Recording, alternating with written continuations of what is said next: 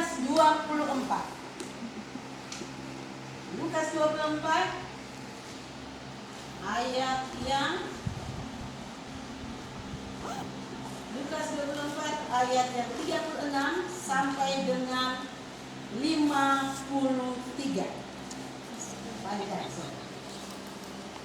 Saudara semua, amin. Lukas 24 ayat 38 sampai 52. Perikopnya, Yesus menampakkan diri kepada semua murid, dan yang berikutnya kenaikan Yesus. Kenaikan Yesus nanti kita peringati pada tanggal 21 Mei.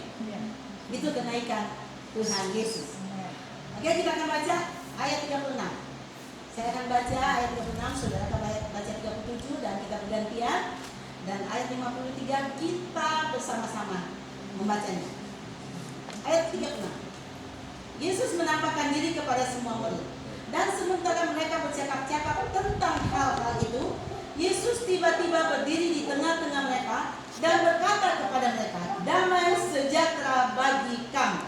Mereka terkejut dan takut dan menyangka bahwa mereka melihat hantu. Akan tetapi, ia berkata kepada mereka, "Mengapa kamu terkejut? Dan apa sebabnya timbul keraguan di dalam hati kamu? Lihatlah tanganku dan kakiku, aku sendirilah ini.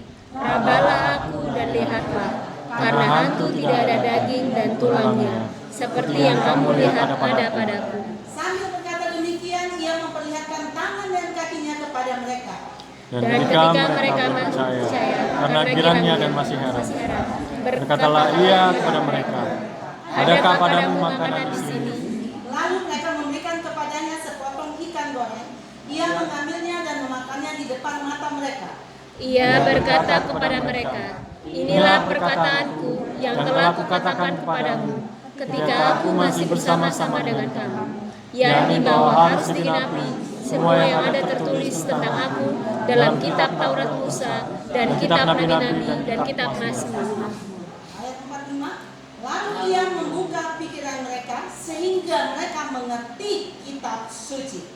Katanya kepada mereka, "Ada tertulis demikian, Mesias harus menderita dan bangkit dari antara orang mati pada hari yang ketiga. Dan lagi, dalam namanya, berita tentang pertobatan dan pengampunan dosa harus disampaikan kepada segala bangsa, mulai dari Yerusalem. Kamu adalah saksi dari semuanya ini. Dan aku akan mengirim kepadamu apa yang dijanjikan Bapakku, tetapi kamu harus tinggal di dalam di kota ini sampai kamu diperlengkapi dengan kekuasaan dari tempat tinggi. Lalu Yesus membawa mereka keluar kota sampai dekat Betania. Di situ ia mengangkat tangannya dan memberkati mereka. Dan ketika ia sedang memberkati mereka, ia berpisah dari mereka dan terangkat ke surga. Mereka sujud sama-sama dengan mereka sujud menyembah kepadanya. Lalu mereka pulang ke Yerusalem dengan sangat bersukacita. Mereka senantiasa berada di dalam bait Allah dan memuliakan Allah. Amin. Tuhan Yesus memberkati. Saudara kekasih di dalam Tuhan, ketika Yesus bangkit, dia menampakkan dirinya kepada murid-murid Yesus. Tapi ketika itu murid-murid Yesus tidak percaya bahwa dia adalah Yesus. Tidak percaya. Padahal sebelumnya Yesus sudah berfirman kepada mereka bahwa dia akan bangkit pada hari ketiga. Tapi mereka tidak percaya, mereka tidak tahu, mereka tidak mengerti. Tapi di ayat 45 berkata, lalu ia membuka pikirannya sehingga mereka mengerti kitab suci. Jadi tanpa Allah membuka pikiran kita, kita tidak akan mengerti arti dari kitab suci. Amin. Tanpa Tuhan membuka pikiran kita, kita tidak akan mengerti. Kita tidak akan memahami isi dari Alkitab atau dari kitab suci. Jadi kita membutuhkan Tuhan untuk memberikan pewahyuan dalam kehidupan kita sehingga kita mengerti. Amin. Nah, di sini kita melihat ada 3 hal yang Yesus janjikan sebelum dia naik ke surga. Kristen, semua orang percaya, dia harus memiliki 3 hal ini. Kenapa? Ketika dia memiliki 3 hal ini, dia menjadi orang yang kuat di dalam pengiringannya kepada Tuhan. Dia menjadi kuat ketika dia menghadapi banyak masalah di dalam kehidupannya. Ketika dia berhadapan dengan dunia ini, dia adalah orang yang tangguh. Amin. Tapi dia harus mempunyai 3 hal yang dijanjikan Tuhan bagi dia yang percaya kepada Tuhan. Yaitu 1, otoritas. Tadi malam saya baru bertanya, saya kumpulin, kita ada doa tadi malam. Saya tanya, artinya otoritas apa sih? Banyak orang menyamakan otoritas dengan kuasa. Otoritas dan kuasa itu berbeda. Berbeda, saudara. Jadi otoritas adalah hak untuk melakukan. Ini kita sharing tadi malam. Saya mesti cari otoritas apa ini. Hak untuk melakukan atau hak untuk memerintahkan orang lain untuk melakukan. Ya, itu otoritas. Otorisasi adalah memberikan hak kepada orang lain untuk melakukan sesuai apa yang dia perintahkan. Amin. Itu otoritas. Nah, di sini Yesus memberikan otoritas di ayat 47. Kita lihat. Dan lagi dalamnya namanya berita tentang pertobatan dan pengampunan dosa harus disampaikan kepada segala bangsa mulai dari Yerusalem. Yesus memberikan otoritas kepada kita. Yesus memberikan kita kuasa. Tuhan Yesus memberikan kita hak untuk melakukan apa yang menjadi tujuan dalam hidup kita melalui Yesus, melalui perkataannya. Jadi ketika Yesus berkata, engkau harus memberitakan pertobatan, tentang pertobatan dan pengampunan dosa, supaya engkau bisa menyampaikan di segala bangsa. Ketika engkau melakukan itu, maka kuasa itu akan turun. Amin. Kuasa dari surga itu akan turun kepadamu, supaya otoritas Tuhan akan berjalan bersama-sama, maka kuasa itu akan nampak bagi orang. Amin. Amin. Amin. Haleluya. Amin. Bisa mengerti? Ya. Seperti itu. Jadi kuasa sama otoritas tidak bisa dipisahkan. Ya. Dia akan berjalan bersama. Kalau engkau berjalan dengan otoritas saja tanpa kuasa, itu tidak maksimal. Jadi otoritas. Tidak akan menjadi maksimal dan tidak akan terwujud apa yang kau lakukan. Tidak akan terwujud. Begitu juga ketika kuasa engkau melakukan kuasa tanpa otoritas, tidak terjadi apa-apa. Ya. Amin. Tidak akan terjadi apa-apa. Jadi otoritas sama kuasa itu harus berjalan bersama. Tidak bisa dipisahkan. Begitu juga dengan Roh Kudus dengan firman. Tidak bisa dipisahkan. Engkau banyak firman yang engkau tahu, tapi tanpa Roh Kudus memberikan engkau pengertian, engkau tidak akan bisa melakukan. Ya.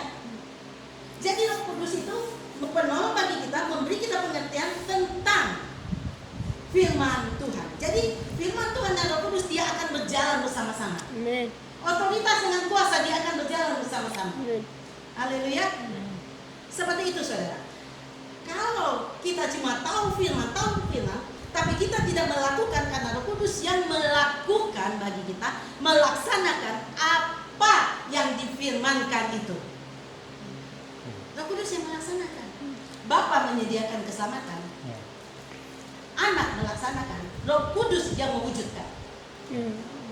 Jadi Bapa menyediakan keselamatan itu, Roh Kudus melaksanakan, anak menggenapi, yaitu mati di kayu salib. Anak menggenapi di kayu salib, yaitu kematian. Roh Kudus yang melaksanakan keselamatan itu bagi kita. Amin. Ya. Amin. Bisa masuk? Amin. Ya. Seperti itu, saudara.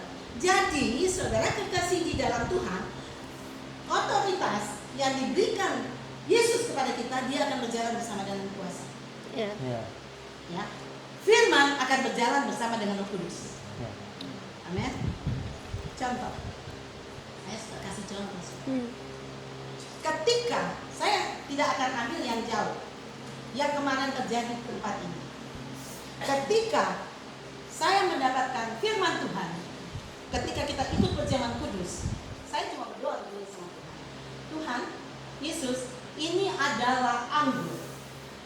adalah darahmu yang tercurah dari kayu salib. Ini darahmu. Darahmu penuh kuasa, menyembuhkan, memulihkan, dan memberikan kehidupan. Saya percaya ini darah. Tiba-tiba darah itu mengalir ke tubuh anaknya Pak Henok. Pak Henok punya anak ada di rumah sakit kanker. Saya terangi, dia mengalir di tubuhnya Pak Henok. Saya percaya Tuhan sudah sembuhkan dengan darah Yesus. Saya berdoa, saya percaya Tuhan, Engkau sudah sembuhkan nih anaknya Pak Henok. Karena apa saudara? Otoritas Tuhan sudah beri kepada saya. Ya. Dan saya berkata sudah sembuh. Kuasa dari surga mengalir dan terjadi sembuh. Seperti itu. Itu otoritas dan kuasa itu akan bekerja bersama. Kita lihat di Kejadian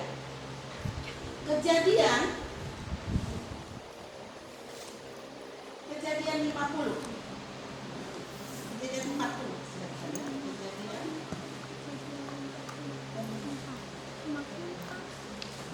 Kejadian 40. Kita lihat. Kejadian 40 ayat 37. Ya, ada kan. Sudah dapat semua? Kejadian 41 ayat 37 sampai ayat yang ke-42. Usul dipandang baik oleh Firaun dan oleh semua pegawainya. Lalu berkatalah Firaun kepada para pegawainya, mungkinkah kita mendapat orang seperti ini, seorang yang penuh dengan roh Allah? Itu dia berkata kepada Yusuf. Karena Yusuf yang mengartikan mimpi dari Firaun. Kata Firaun kepada Yusuf, oleh karena Allah telah memberitahukan semuanya ini kepadamu, tidaklah ada orang yang demikian berakal budi dan bijaksana seperti engkau. Engkau menjadi kuasa atas tanahku, dan kepada pemerintahanmu seluruh rakyatku akan taat. Hanya fakta inilah kelebihanku daripadamu. Selanjutnya Firaun berkata kepada Yusuf, dengan ini aku melantik engkau menjadi kuasa atas seluruh tanah Mesir. Saya mau tanya, apakah Yusuf sudah bisa menjalankan pemerintahan ini? Belum. Karena baru diangkat, baru diberi otoritas, tapi kuasa belum diberikan kepadanya. Belum. Kita lihat ayat berikutnya. Ayat yang ke-42. Sesudah itu Firaun menanggalkan cincin meterainya. Ini adalah kuasa yang diberikan Firaun kepada Yusuf. Sesudah itu Firaun menanggalkan cincin meterainya dari jarinya dan mengenakan pada jari Yusuf. Dipakaikanlah kepada Yusuf pakaian daripada kain halus dan digantungkannya kalung emas pada lehernya. Lalu Firaun menyuruh menaikkan Yusuf dan keretanya yang kedua, dan berserulah orang di hadapan Yusuf, hormat, dan demikianlah Yusuf dilantik oleh Firaun menjadi kuasa atas seluruh tanah Mesir. Ketika dia diberikan cincin sebagai tanda bahwa dia berkuasa, maka Yusuf bisa melakukan semuanya. Amin. Haleluya. Yusuf menerima otoritas dan kuasa dari Firaun. Baru dia bisa melakukannya. Benar? Contoh aja, kalau anggota dewan dilantik, habis dilantik, mana dia sudah langsung bekerja? Belum. Harus keluar dulu surat SK-nya, baru bisa dia bekerja. Itu otoritas dan kuasa. SK-nya itu adalah kuasa. Bagi semua pengusaha, ketika dia menang proyek, itu belum dia langsung bekerja. Belum. Dia sudah punya otoritas memiliki proyek itu. Tapi kuasa belum bisa dilakukan sebelum surat perintah kerja dikasih. Benar? Baru dia bisa melaksanakan pekerjaan itu. Jadi otoritas sama kuasa harus berjalan bersama-sama. Ya, amin. Amin. Amin. Contoh lagi, kita lihat di 1 Raja-Raja. 1 Raja-Raja.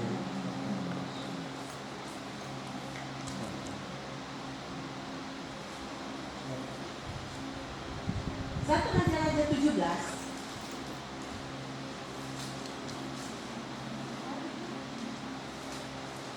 ayat 13. Ayat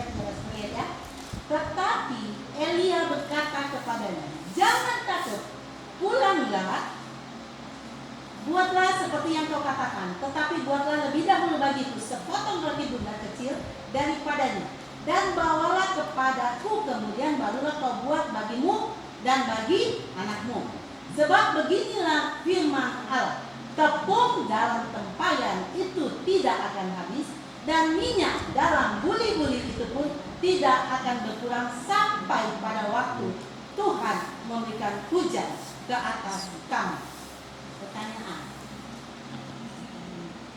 otoritas sudah diberikan kepada perempuan ini, Ya. betul? Ya.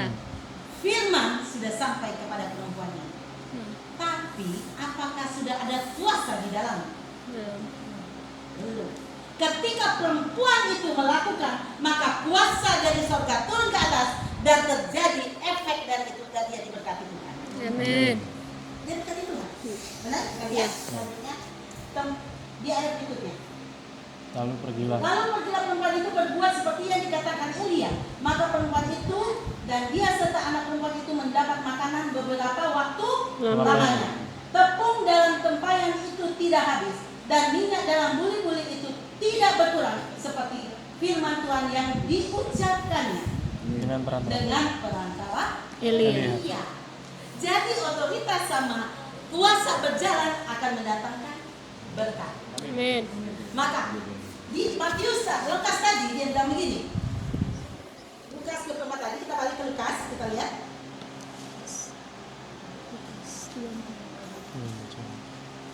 Lukas ke pertama dia bilang,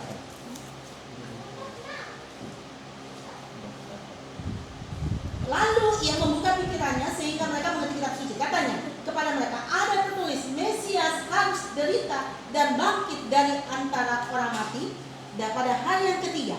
Dan lagi namanya berita tentang pertobatan dan pengampunan dosa harus disampaikan kepada segala bangsa. Yesus memberikan otoritas, memberikan wewenang kepada kita orang percaya. Ini ditujukan kepada murid Yesus, kepada kita untuk memberitakan pertobatan berdasarkan nama Yesus. Amin.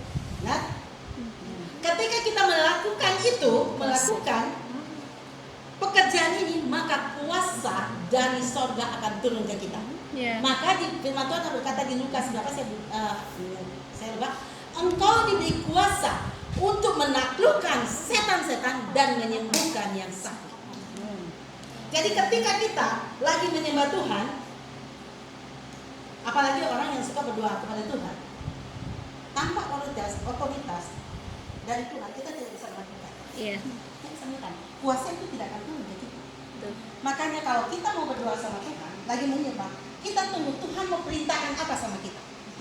Biasa kan di dalam penyembahan itu akan ada. Iya. Tuhan mau perintahkan, oh kamu berdoa untuk si A. Apa Tuhan? Itu dia lagi sakit. Nah itu otoritas yang Tuhan berikan kepada kita. Wewenang yang Tuhan sudah beri kita untuk melakukan. Maka kuasa itu akan turun ke kita ketika kita berdoa, maka orang itu akan sembuh. Amin. Iya. Kan sembuh ya. Terlebih saudara, kita apalagi kalau kita suka membeli ya. Maka saya bilang kalau kita membeli itu, banyak kita suka membeli. Semua Tuhan minta juga kita semua membeli, maka engkau diberkati. Lebih baik membeli daripada Menerima. Tapi banyak orang membeli tanpa aba-aba dari Tuhan. Iya. Benar kan? Pak Ustaz? Banyak orang memberi tanpa aba-aba dari Tuhan. Sehingga ketika dia membeli, dia berharap Tuhan memberkati dia. Dia nggak dapat, itu sudah. Dia nggak dapat, walaupun firman berkata engkau membeli, maka engkau menerima. Engkau tidak akan menerima apa-apa. Kenapa? Karena belum dapat wewenang dari Tuhan engkau beri sama dia. Iya. Ketika engkau dapat perintah, wewenang Tuhan, otoritas Tuhan untuk kau beri kepada si A, maka kuasa itu akan bekerja di dalamnya. Maka apa yang kau taruh itu akan dilipat gandakan oleh Tuhan. Amin. Amin. Amin. Makanya kita ketika kita membeli itu kita tanya sama Tuhan, ya kan? Kita tanya sama Tuhan, di mana kau akan letakkan ini? Membeli. Tanya sama Tuhan. Kadang-kadang kita berdiam diri, Tuhan datang kasih si A, bawa sembako kepada mereka. Ya kan? Lakukan itu. Berarti kita sudah dapat Aba dari Tuhan. Ketika kita melakukan, maka kuasa itu akan menyertai kita. Amen. Dan dia akan lipat gandakan itu bagi kita. Amen. Itu. Saudara kekasih di dalam Tuhan, dia berjanji dia akan berikan kita otoritas, kuasa di dalam diri. Di ayat 24.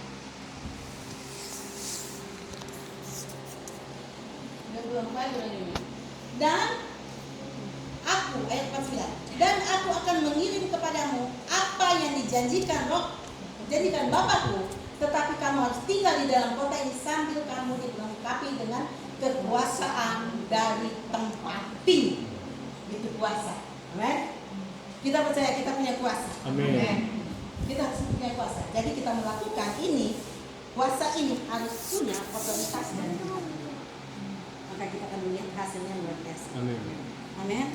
Amin. Di sini luar biasa. Amin. Banyak dari anak-anak Tuhan, ketika mereka dapat firman itu tidak menjadi sesuatu dalam hidup mereka. Kenapa? Karena firman itu cuma berlalu begitu saja tanpa ada masuk di dalam hati. Tidak masuk.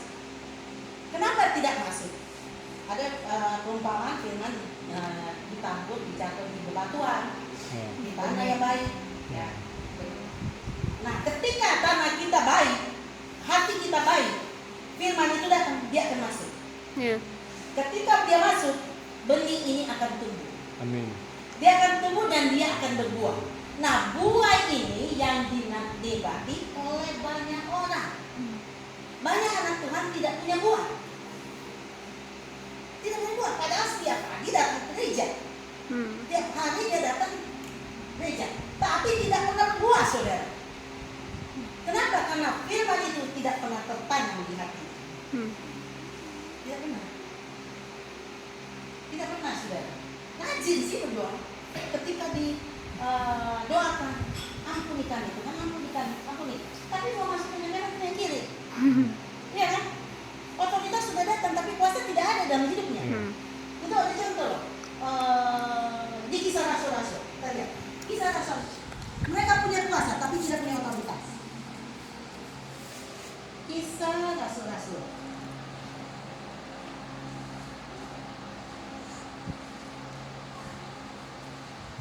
Lihat kisah rasul-rasul 19. Kisah rasul-rasul 19.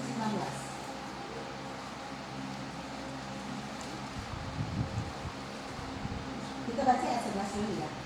Kita lihat Paulus punya otoritas dan kuasa. Oleh Paulus, Allah mengadakan mujizat-mujizat yang luar biasa. Bahkan orang membawa satu panah atau kain yang pernah dipakai oleh Paulus dan meletakkannya atas orang-orang sakit, maka lenyaplah penyakit mereka dan keluarlah roh jahat. Kita lihat orang yang punya kuasa tapi tidak punya otoritas. Di ayat 13. Juga beberapa tukang jampi Yahudi yang berjalan keliling di negeri itu, mereka mencoba menyebut nama Tuhan Yesus atas mereka yang kerasukan roh jahat dengan berseru katanya, aku menyembah kamu demi nama Yesus yang diberitakan oleh Paulus. Paulus beritakan begitu nggak? Tidak. Tapi dia memakai nama Paulus. Lihat ya. Mereka yang melakukan hal itu ialah 7 orang anak dari seorang imam kepala Yahudi yang bernama Skewa. Tetapi roh jahat itu menjawab, Yesus, lihat ya. Roh jahat itu menjawab, Yesus aku kenal dan Paulus aku kenal, aku ketahui. Tetapi kamu, siapakah kamu? Mau nggak kita seperti itu? Iblis, siapa kamu ketika kita berdoa orang ini? Aku nggak kenal kamu. Siapa iblis begitu sama kita? Bukan kita yang disembuhkan, malah kita yang sakit. Iya kan? Kenapa? Karena tidak punya otoritas, tidak punya kuasa. Ini anak-anak dari imam Yahudi yaitu bernama Skewa, mereka punya kuasa, yaitu kuasa kegelapan mereka punya. Tapi mereka tidak punya otoritas, sehingga dia dipermalukan oleh kuasa kegelapan itu juga. Kita lihat Tetapi roh jahat itu menjawab, Yesus aku kenal dan Paulus aku ketahui, tetapi kamu siapakah kamu? Iblis aja kenal Yesus. Iya. Iblis kenal Paulus. Iblis tak kenal kita siapa? Haleluya. Iya kan? Jadi kita harus punya otoritas. Amin. Yes, Amin. amin. Dan orang-orang yang dirasuk roh jahat itu menerpa mereka dan menggagahi mereka semua dan mengalahkannya sehingga mereka lari dari rumah orang itu dengan telanjang dan luka-luka. Dikerjain dengan kuasa kegelapan oleh roh jahat. Kenapa? Karena mereka tidak punya kuasa dari Tuhan. Amin. Dipermalukan oleh iblis. Tapi ketika kita punya otoritas dari Tuhan dan kuasa, iblis lari dari kita. Amin. Iblis tidak pernah mendekati orang yang punya kuasa dan otoritas. Amin. Dia takut. Dia lihat mata kita aja dia lari. Iya kan? Dia akan lari. Kenapa? Karena kita tidak sama dengan dia. Iya. Kita lebih berkuasa dari dia karena kita punya Amin. kuasa dari Tuhan. Amin. Amin. Haleluya. Amin. Amin. Beri tepuk tangan dulu. Untuk Tuhan. Jadi kita lihat. Jadi itu orang yang punya otoritas, tidak punya otoritas, punya kuasa, tapi tidak punya otoritas. Dia punya kuasa kegelapan yang bisa menyembuhkan juga. Iya kan? Pindah. Bisa. Dipindah. Bisa. Iya. Tapi dipindah. Kuasa kegelapan bisa kita bikin kita kaya. Iya. Kalau enggak, ya enggak ada nurani. Iya. Iya kan? Enggak ada tempat yang di Jawa Barat itu Kusmus, Gunung Kusmus, enggak ada. Kemukus. Tidak ada kemukus, saudara. Iya kan? Kalau orang tidak percaya pada kuasa iblis. Iya kan? Tapi kita anak-anak Tuhan tidak percaya dengan hal itu. Yes. Kita percaya bahwa kita sudah diberi otoritas dan kuasa dari Tuhan. Amin. Jadi sebenarnya untuk menghadapi hidup ini nggak usah takut. Amin. Iya dong. Semua orang di luar sana punya ketakutan yang luar biasa. Karena sesudah corona pasti ada masalah baru. Itu belum selesai. Amin. Kenapa belum selesai? Karena Tuhan ingin menguji iman kita ada di dalam Tuhan atau tidak. Iya. Karena banyak orang mundur dari Tuhan ketika doanya tidak dijawab oleh Tuhan.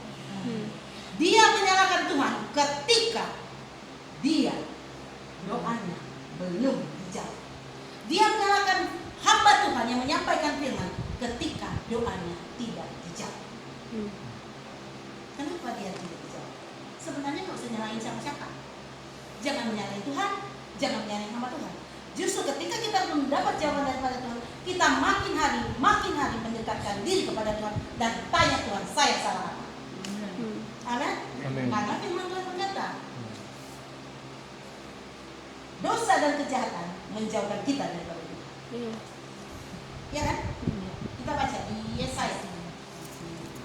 Yesaya 55.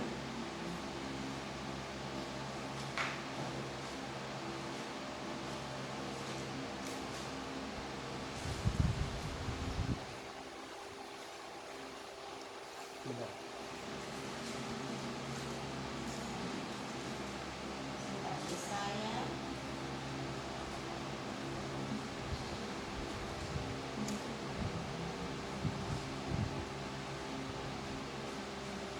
tangan itu tidak kurang panjang tapi dosa yang sangat besar. 59. Kalau dengan memang itu tidak akan kembali sia-sia. Ini Yesaya 50.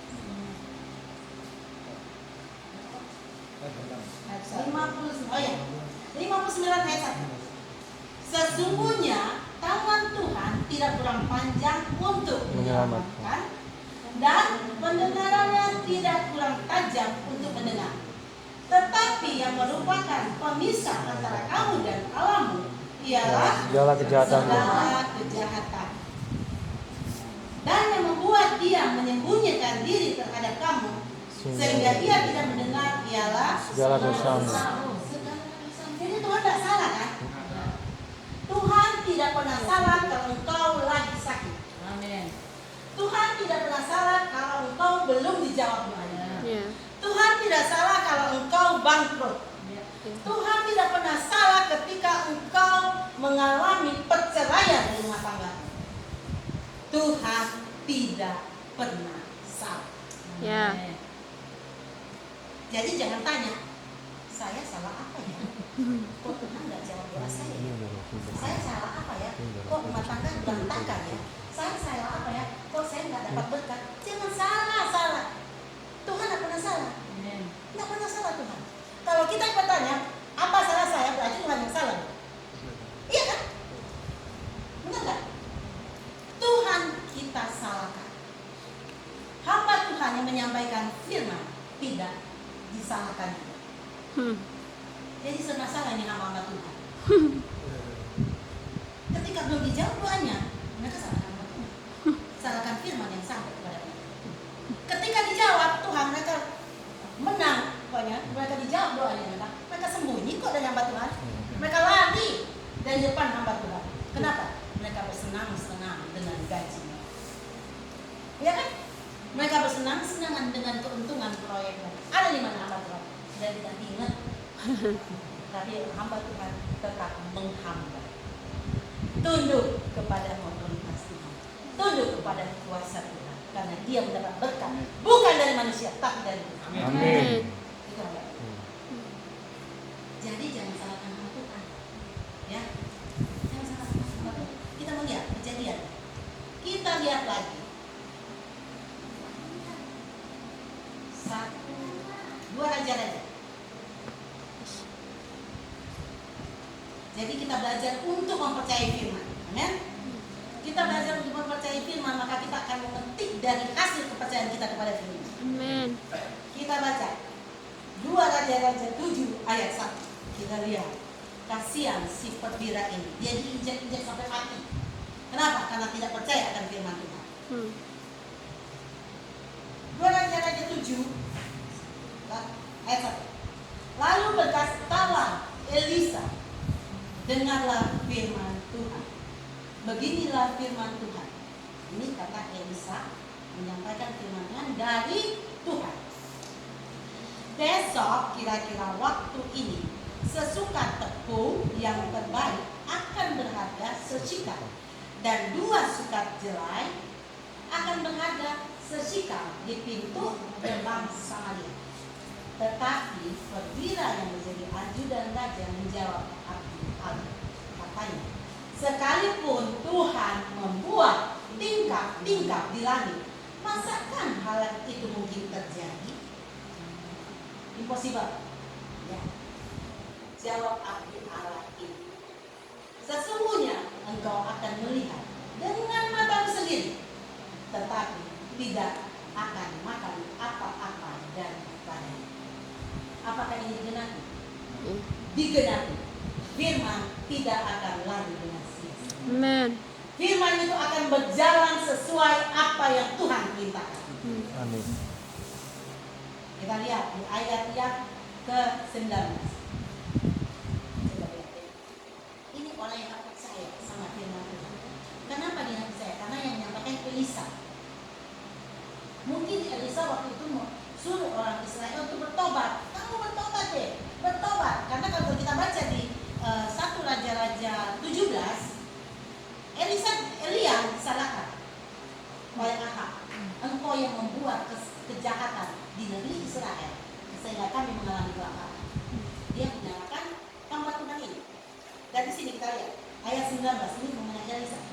19. Pada waktu itu si perwira menjawab Abdi Allah itu, sekalipun Tuhan membuat tingkap-tingkap di langit, masakan hal itu mungkin terjadi?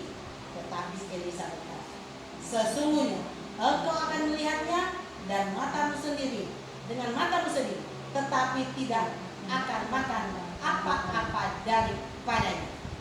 Demikianlah terjadi. Berarti itu terjadi sesuai firman Tuhan. Demikian terjadi kepada orang itu. Rakyat menginjak-injak dia di pintu gerbang, lalu matilah ia. Sudah nggak menerima berkat, diinjak lagi, mati lagi. Mati konyol kan? Iya. Percaya pada firman. Iya kan? Kenapa dia nggak percaya pada firman? Karena dia menyatakan adalah Elisa. Padahal bukan salah Elisa kan? Elisa juga dapat pelayanan dari Tuhan sampaikan. Iya dong?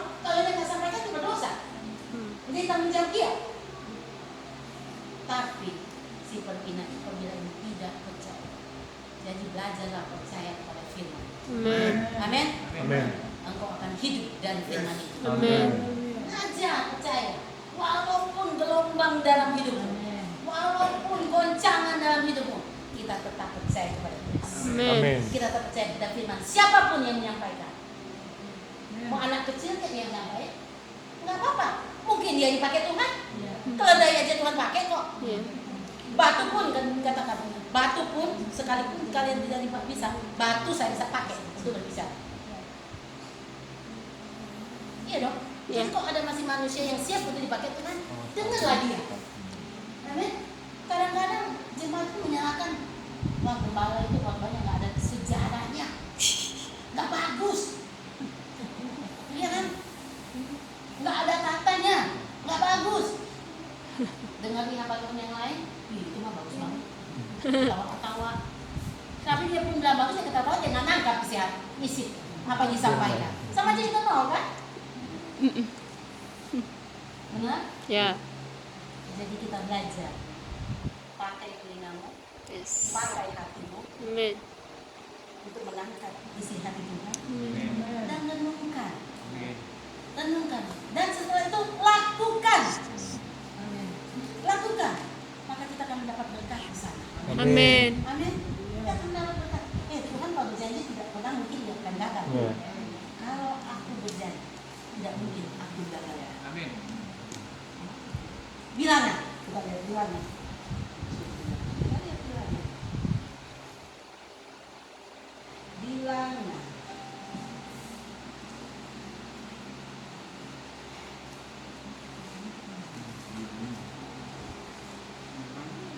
Bilangan 20. 23 apa 25? Oh, bilangan 23 ayat 19. Sudah dapat? Sudah.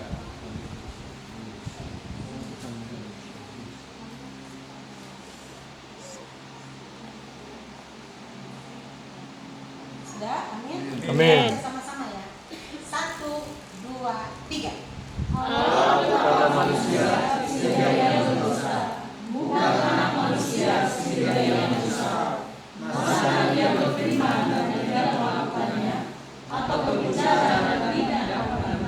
Amin. Amin. Allah bukan manusia yang suka bohong. Yes. Iya dong? Ya. Allah bukan manusia yang sebentar dia ngomong, sebentar dia ubah. Bukan. Ya. Manusia itu tidak punya ketetapan. 1 menit dia ngomong hari ini, sebentar saya 1 menit ini. Bisa berubah. Yes. Tuhan tidak. Makanya dia berkata, Allah bukanlah Manusia. sehingga dia berdusta. Berdusta. Manusia suka berdusta. Ya. Jadi jangan percaya kepada manusia. Ya. Jangan andalkan manusia. Benar? Bukan anak manusia sehingga ia menyesal. Kalau manusia, ketika dia berjanji, contoh, dia berjanji, Tuhan, pokoknya saya dapat proyek, saya dapat kasih. Saya mau kasih hamba Tuhan mobil satu. Ketika dia dapat proyek, untung 500 juta. Dia tanya di showroom, berapa ya harga mobil? Paling murah 150 juta. Aduh, untung kan 500 ribu. Foto saya semua rugi. Nah, langsung berubah. Benar? Langsung berubah. Tapi Tuhan tidak pernah berubah. Amin. Dulu, sekarang, dan Sampai selamanya. selamanya. Amin. Amin. Ketika dia berkata, aku mau berkati engkau, dia tetap akan memberkati. Yes. Amin. Ketika Yesus berkata, aku sembuhkan engkau, tetap dia sembuhkan. Amin. Engkau mau ngasih kayak apa-apa sama dia, dia tidak peduli. Yes. Itu janji Tuhan. Ya. Amin. Amin. Kita tidak peduli loh. Kita mau menceng, kita mau ke kiri, mau ke kanan, dia nggak peduli. Karena dia sudah berjanji tetap akan ditepati. Amin. Tapi waktu dia tepati ketika kita sudah lurus. Ya. Benar nggak? Ya. Setelah kita sudah jalan lurus, baru dia perhatikan. Oh iya, dia mulai ikutin jalan saya. Mulai sampai ke ujungnya, dia langsung turunkan berkat. Jadi tetap ditepati. Ya toh? Janji itu tetap ditepati. Amin. Tapi dia lihat dulu perjalanan hidup kita. Ya. Apakah berkat ini untuk kepentingan diri sendiri untuk keuntungan sendiri atau untuk memuliakan nama Tuhan. Tuhan gak pernah minta uang. Ya. Nah, tapi dia hanya mau disembah, ditinggikan, dimuliakan karena berkat Yesus yang diberikan. Amin. Itu kita lihat. Tuhan Yesus menjanjikan sebelum dia terangkat ke surga, dia akan beri otoritas, kuasa dan berkat. Kita lihat di berkat. Di ayat yang ke Matius, Lukas 24. Balik lagi ke Lukas. Lukas 24.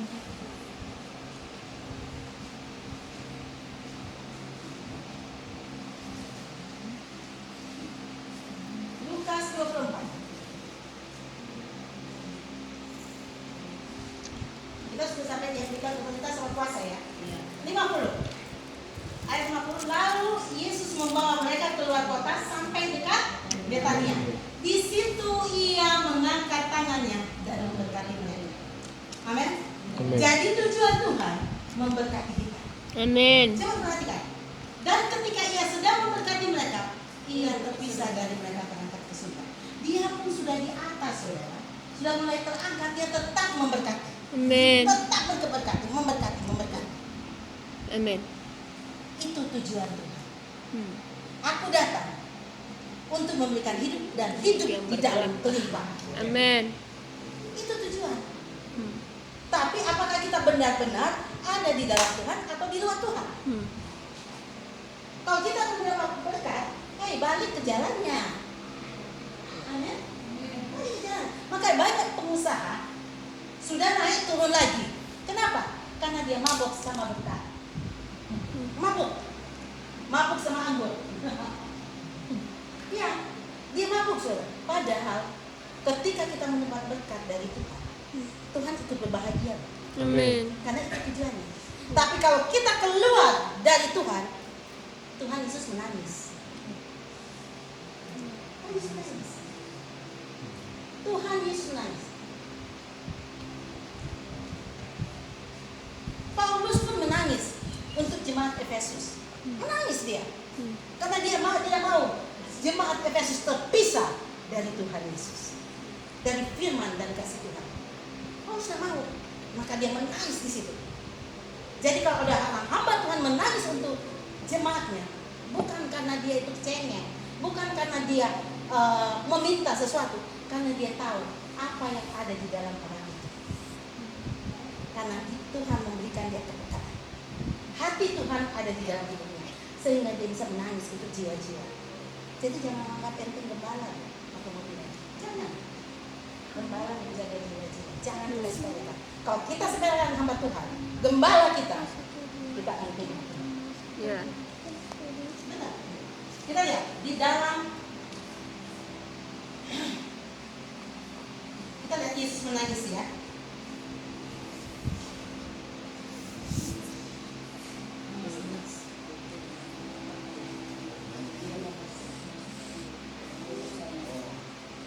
Yesus menangis di Yerusalem.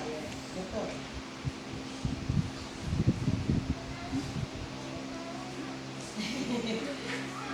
Lukas 19 ayat 41.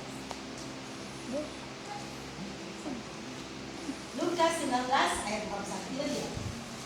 Lukas 19 ayat 41. Bagaimana Yesus menangisi kota Yerusalem? Cuma kata apa? Karena mereka tidak memiliki damai sejahtera. Cuma damai sejahtera loh. Tuhan Yesus menangis. Hebatnya. Lukas 19. Kan datang hari ini, Bang. Dengan buku. Iya, Bu. Lukas 19 ayat 41. Sudah dapat? Amin. Ya. Mulai yang 40 aja ya. Jawabnya. Dia jawab kepada orang-orang Farisi ini. Beberapa orang Farisi yang turun dengan orang banyak itu berkata kepada Yesus, Guru, teguhlah murid-muridmu itu. Jawabnya, aku berkata kepadamu, jika mereka ini diam, maka batu ini akan berteriak. Dan ketika Yesus telah dekat dan melihat kota itu, ia menangisinya. Katanya, wahai betapa baiknya jika pada hari ini juga engkau mengerti apa yang perlu untuk damai sejahtera.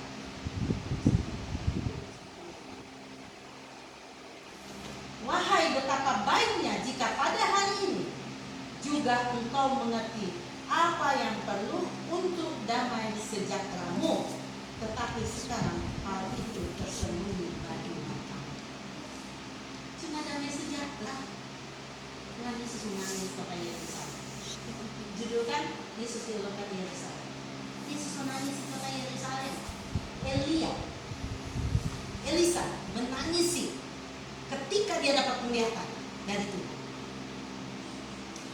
bahwa seorang raja akan melakukan kedahsyatan terhadap orang Israel. Elisa menangis. Dia menangis. Jadi hati Tuhan ada kepada mereka. Kalau kita jadi pendoa yang benar, hati Tuhan itu ada di hati kita. Amin. Ada. Jadi ketika kita melihat orang, melihat aja, kita bisa tahu sih, dia lagi kecewa, dia lagi sedih. Kita ikut sedih loh. Coba kita lihat. Elisa menangisi. 2 Raja-Raja 8. Kali ini 2 Raja-Raja 8. 2 Raja-Raja. 2 Raja-Raja 8 ayat yang ke 11 dan 12.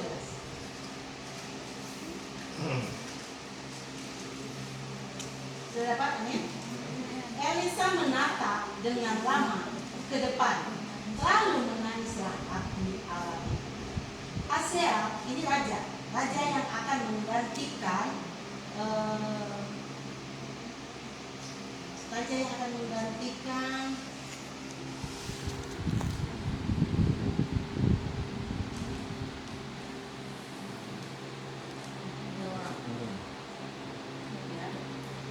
ini raja yang akan menggantikan raja yang penuh dengan berhala. Elisa menatap dengan lama ke depan lalu menangislah abdi Allah itu. Hazael berkata, mengapa tuanku menangis? Sebab Elisa dia mengganti raja itu. Tapi dia mengganti raja itu dengan secara licik. Elisa menatap dengan lama ke depan lalu menangislah abdi Allah itu. Hazael berkata, mengapa tuanku menangis? Jawab Elisa, sebab aku tahu bagaimana malapetaka yang akan kau lakukan. Padahal Hazael itu menjadi raja. Belum. Dia baru jadi wakil raja. Baru jadi abdi raja. Bagaimana malapetaka yang akan kau lakukan kepada orang Israel? Kota yang berkubu dan kau campakkan ke dalam api. Turunannya akan kau bunuh dengan pedang. Bayinya akan kau lemukkan dan perempuan yang mengandung akan kau belah. Sesudah itu berkatalah Hazael, tetapi apakah hambamu ini yang tidak lain dari anjing saja, sehingga dapat melakukan hal sebesar itu? Jawab Elisa, Tuhan telah memperlihatkan kepadaku bahwa engkau akan menjadi raja atas Aram. Dan itu dilakukan oleh Hazael. Sebelum terjadi, Elisa sudah menangisi kota, menangisi Israel. Kenapa? Karena Tuhan nampakkan kepada dia. Tuhan memberikan hati Tuhan kepada Elisa. Matilah raja itu dan menjadi raja menggantikan dia. Hazael menggantikan raja itu. Dan apa yang difirmankan Tuhan itu dilakukan oleh Hazael. Jadi saudara kekasih di dalam Tuhan, jangan kita meremehkan firman. Jangan engkau meremehkan hamba Tuhan yang berbicara. Kami tidak minta penghormatan. Kami tidak minta diagungkan, hanya Tuhan yang dimuliakan. Amin. Tapi tangkaplah firman Tuhan itu, karena itu akan menjadi berkat. Amin. Tuhan siap memberkati kita. Ketika dia mau terangkat ke surga, dia memberkati murid-muridnya. Dia pun memberkati kita yang percaya kepada-Nya. Sampai dia terangkat, sampai dia terangkat kelihatan, dia punya tangan tetap memberkati. Amin. Tetap memberkati. Karena itu tujuan. Itu tujuan. Milikilah otoritas. Amin. Milikilah kuasa. Amin. Untuk manusia tinggal di berkat. Amin. Tuhan dimuliakan. Amin. Tuhan yang